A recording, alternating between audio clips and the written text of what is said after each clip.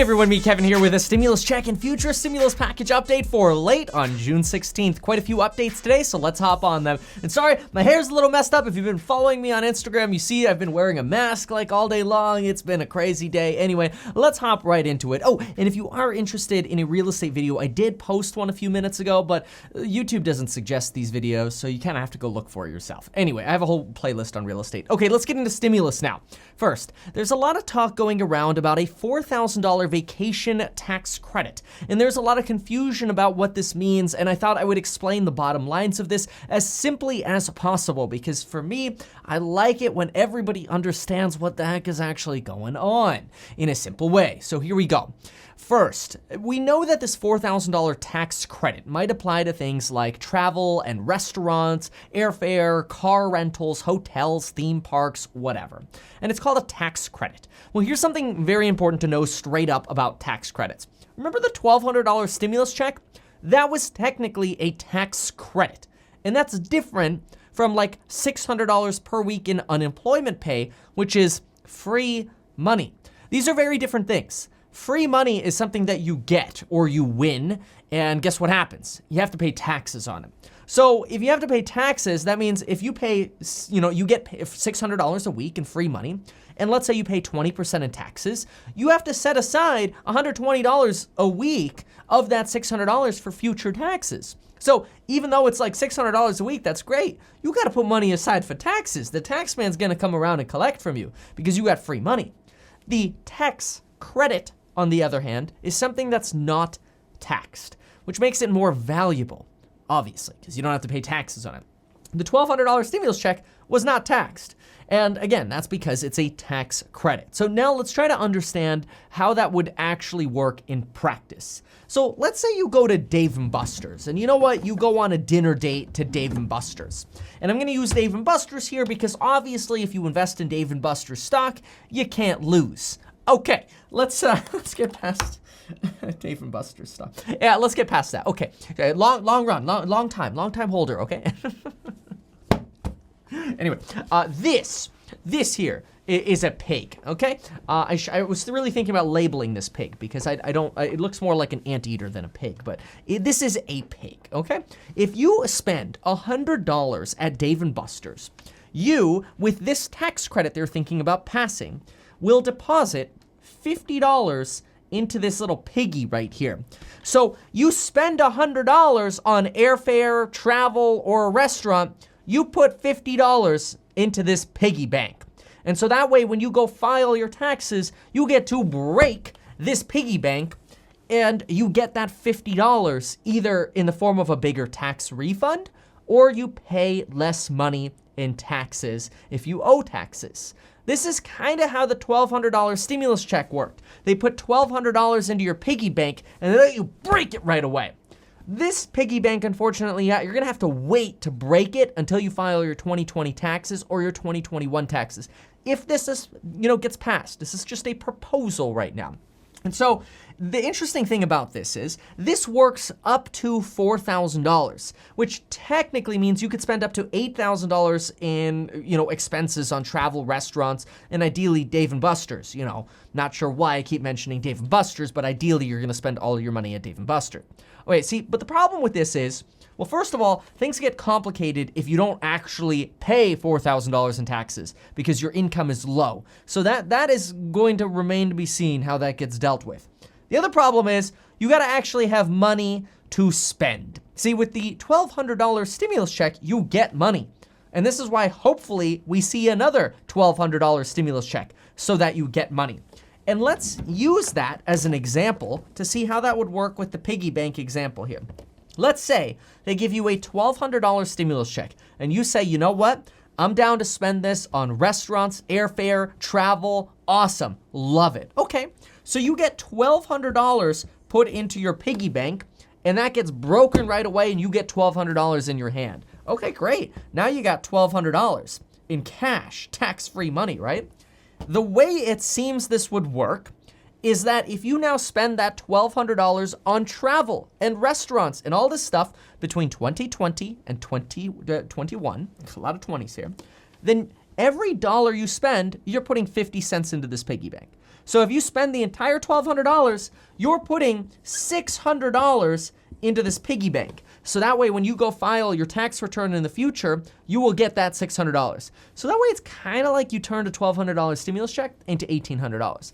And you could do that up to a $4,000 piggy bank. That's kind of how that works. So let's say I go take, 10 $800 vacations. I mean, nobody's really taking an $800 vacation unless you're driving, I guess. But let's just go with that. Let's say you take 10 $800 vacations. That means you're spending $8,000. If you have that $8,000 to spend, which is the other problem with this, is you actually have to have the money, right? If you have the $8,000 to spend and you spend the $8,000, you would be putting $4,000 into the piggy bank. So that way, when you go file your taxes, you break the piggy bank and you get $4,000. That's how the tax credit would work, simply put. And look, I know a lot of this stuff is frustrating because the government does funny things. Like, why don't they just write people a check for $4,000? If they're gonna give people $4,000, why don't they just give people a check for $4,000 and call it, put the $4,000 in the piggy bank without me having to spend it, right? It gets complicated, right? Part of this has to do with the velocity of money. Every dollar we spend goes through the economy 5 times. If we get a stimulus check, we might be likely to save it and it doesn't go through the economy as much. So there are really annoying reasons why they do this, and on some economic level, I get it. But from a complexity point of view, come on, man, this is like going to the DMV and looking at the signs going, man, are you kidding me, man? I feel like I'm the dude standing outside the DMV, and if there ain't a dude that's doing this, there really ought to be, with a Bible going, you're going into the DMV. This is my explanation of how things should be. And this is the goal for us to get to this common end goal here. But you're going to be going through a battle. That's what I feel like when I go to the DMV, okay? There should really be a mentor outside to prep you. But anyway, let's talk about the next updates. Right after, of course, I ask you if you have already checked out to see how much your life insurance would cost you. Use that link down below. It'll take you as little as 5 minutes to find out not only how much life insurance would cost you, but hey, you know what? You can also sign up for it within as little as 5 minutes. You could also get 2 completely free stocks if you sign up for Webull. Deposit $100 and you get 2 free stocks worth up to $1,400.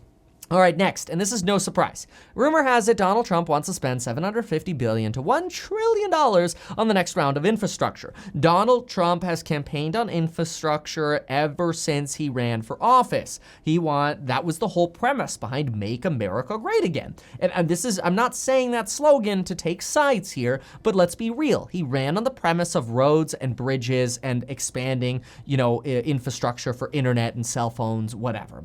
Well, here is a potential opportunity for Donald Trump to push through not only stimulus checks for people, which would be a very politically smart thing to do, but it's also an opportunity for him to push through an original campaign promise that he has. If he gets a $750 billion to $1 trillion stimulus plan through specifically for infrastructure, he will be able to rally and say to the world, I told you I was going to do infrastructure. I told you I was going to make America great. Look at this list of stuff we just got approved. It is a brilliant political move. Like Donald Trump or not, you cannot fault this idea. It is brilliant. And most of us are okay with money for infrastructure, which means better school. Well, not necessarily. I mean, right now they've specifically mentioned roads and bridges, but oftentimes when we think of better infrastructure, we do also think of schools and hospitals. Not always, right? But it could also be telecommunications, 5G investments, which is good for people who invest in companies like Apple or AT&T. And I mean, come on, you can't blame anybody. We like nice roads, right? Anyway, Donald Trump has been having fights over infrastructure for years. This might be his chance to finally change that. Although he does have resistance from even Republicans within the Senate. Because you have Mitch McConnell, who's not so jazzed about spending money. And he says even if he loses the Senate majority in this next election cycle, he still wants to be the leader of the Republicans in the Senate. Well, we'll see. You do also have Mr. Thune, who's the third ranking member in the Senate right now, who does say that he would rather see money spent on revising rules for things that have already been passed than spending more money. He didn't give us an exact example as to what he means by this, other than saying, hey, look, we revised the rules for the PPP. We extended that from 8 weeks to 24 weeks. That's cool. That didn't cost us any more money. Let's do more of that. The only other real big rule change that I think might be something that's kind of cool that they could do is, why don't you make the unemployment pay not taxable? That'd be a cool change, and that would help a lot of people who are unemployed. There's other things that we could do as well. How about straight up more stimulus checks, okay? Let's just be real. Why doesn't somebody say it? Well, they don't say it because it's politically disadvantageous for them to talk about stimulus checks right now. They want to feel like they won after a negotiation, so that way they can go back to their districts and say how much and how hard they campaigned for stimulus checks and how they were the ones who got them through. In other news, Federal Reserve Chairman Jerome Powell testified, I totally tripped over that word, but I'm gonna keep rolling with this, testified before Congress today in an over 2.5 hour, basically testimony. And he really emphasized that all of this political drama and economic drama is not going to end without a cure for the Rona. And even though the numbers are great, we have to realize that the numbers appear to be great because we're coming up from a hole. Of course, when you're in a pit and you finally build a little ledge and you get up a foot, it makes it seem like you made a lot of progress because percentage-wise, wow, those numbers just went up real big, real fast. But then you look up and you're like, oh crap, we still got a long way to go. And that's what Jerome Powell realizes. And remember, when Jerome Powell says things like, hey, look, if one company goes bankrupt, it's not just that one company, it ripples throughout the community. I really want you to try to think where you were in 2009 and 2008, maybe even 10 and 11 and 12. Remember when it was kind of weird driving through certain cities and there were like new developments for commercial developments or even residential developments, and they're like ghost towns?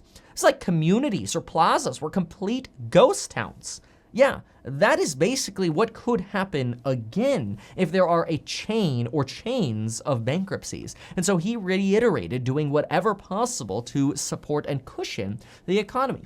Realize though, Jerome Powell, even though he's the guy with the money printer and we make fun of him all the time, he's the guy who's fighting for you.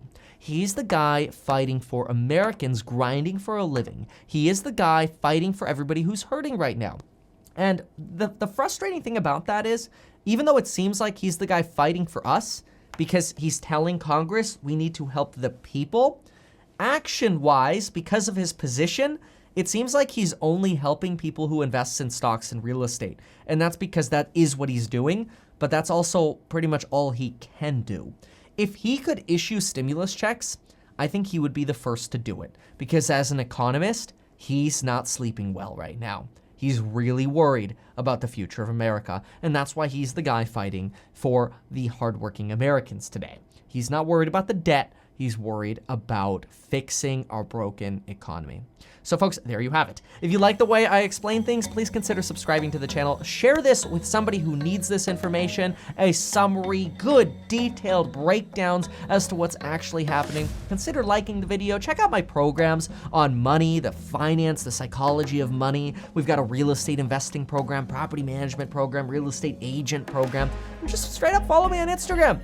Thank you so much, everybody. I look forward to interacting with you in the comments or on Instagram, wherever. And folks, we will see you next time. Thanks again, and bye.